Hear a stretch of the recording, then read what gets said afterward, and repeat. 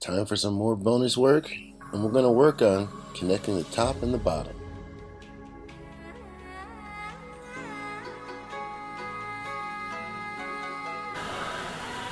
Doing this here, I'm using the elbow, but I'm really focused on the lower hip.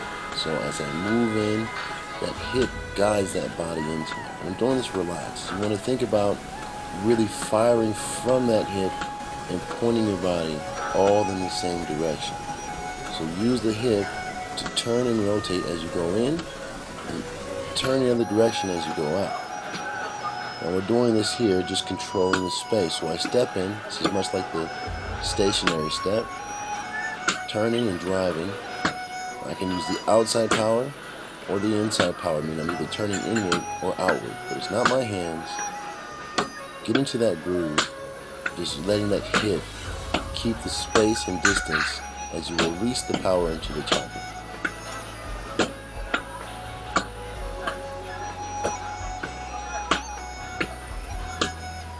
Ideally here, you create a space between the opponent with the palm and then strike in that opening.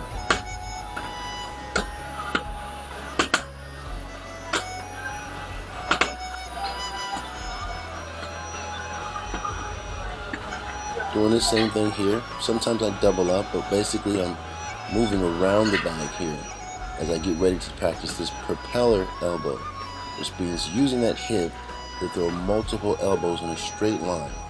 Now I usually step into an angle and let one follow over the other, creating circular motions.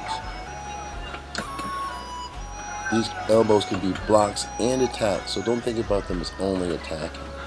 Sometimes you get the hand out of the way, you open the target. And you see how I have to take those short bursting steps to get into range.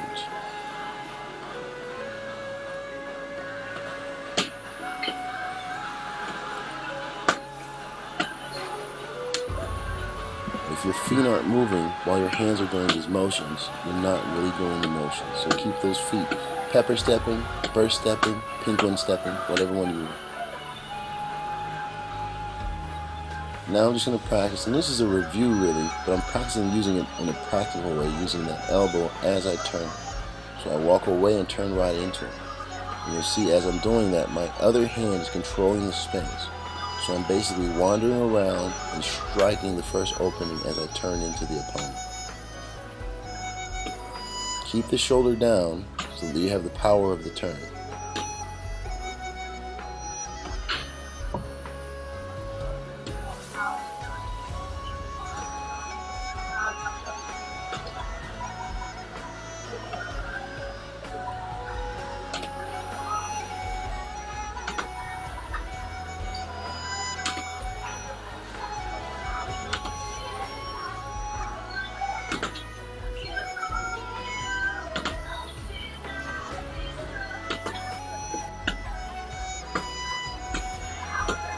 Now dazing, I continue moving in that same circle using that outward hip motion.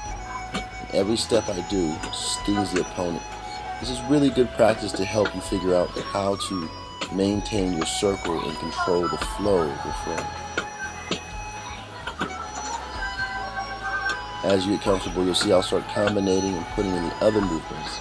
The propeller elbow, the opening from the inside or the outside.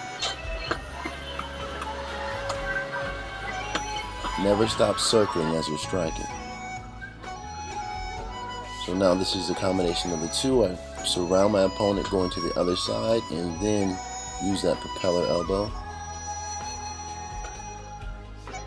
You'll see as I walk, each one of those steps can be an attack. It can be an elbow that goes in, or a palm, or a backhand.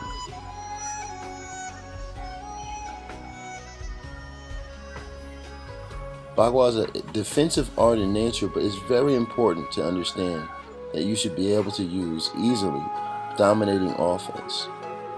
In today's world, dominating offense can be a lot more effective than defense because most people just don't practice it.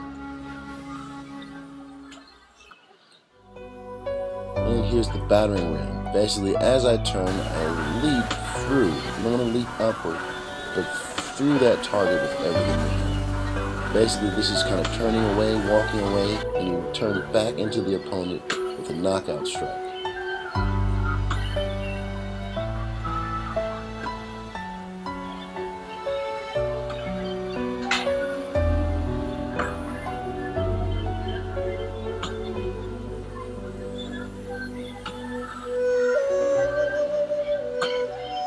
That's it this week. See you next time. Practice hard.